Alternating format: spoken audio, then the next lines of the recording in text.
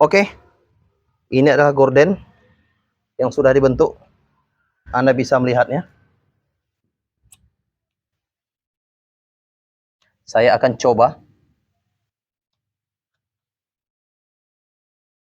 Ini ya.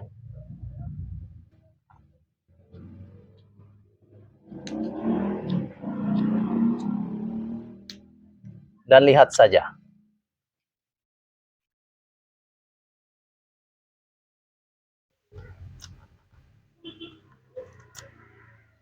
Seperti ini.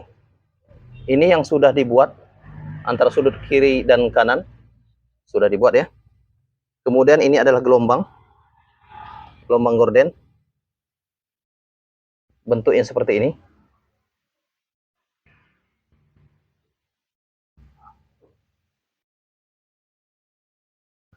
Oke, lihat saja.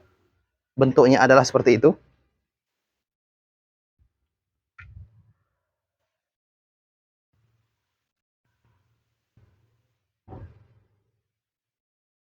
Oke, terima kasih.